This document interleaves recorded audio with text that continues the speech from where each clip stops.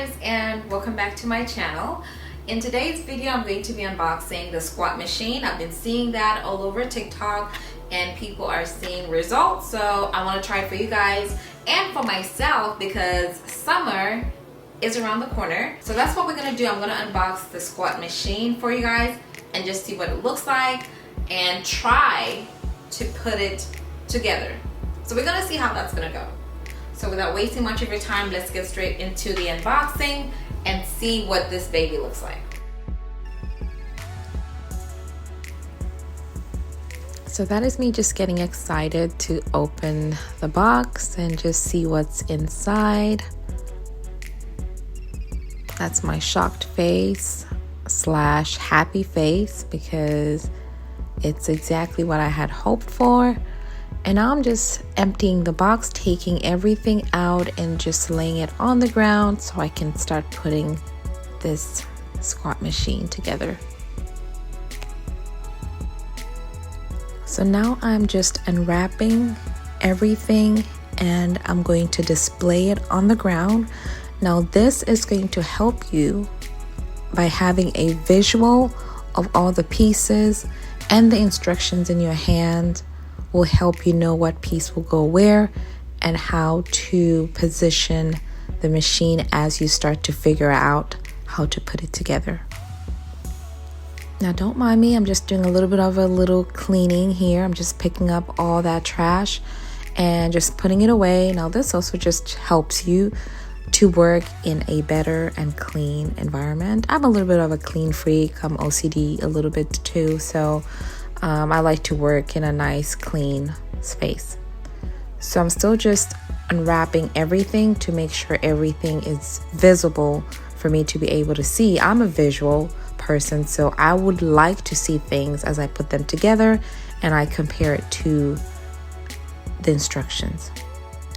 Now this little nuts and bolts kit came with numberings which were a little bit more on the clear side, so I was not able to see until I lift this thing up in the air. So the best solution was for me to take a Sharpie and just put the number according to what was in the instruction book, and that way it was going to be easier for me to know what nut was supposed to go where and what bolt was supposed to be used where. And it worked perfect. At this point, it's getting a little bit hot. It's time to kind of strip a little bit, because when I say it's time to work, it was really time to work to put this baby together.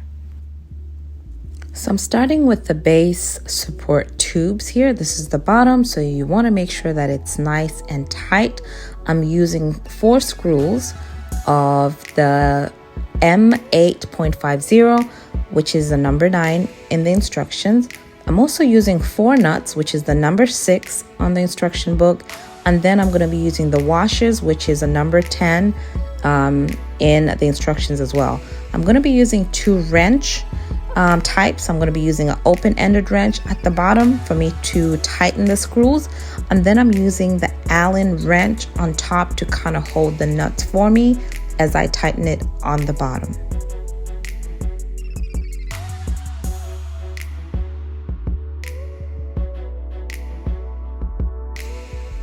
Okay, now that we're done and we've turned this baby upside down, we're going to go and adjust the seat.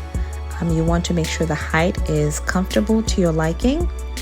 And then I'm going to go in with the connecting tube, and that is going to connect to my seat, and it's also going to connect to my paddle frame. And for me to secure this part of the squat machine, I'm going to be using screws number 7, which is M8.50 in the instructions. And I'm also going to be using nuts number 11, and I'm going to be using the open-ended wrench to secure those nuts in place.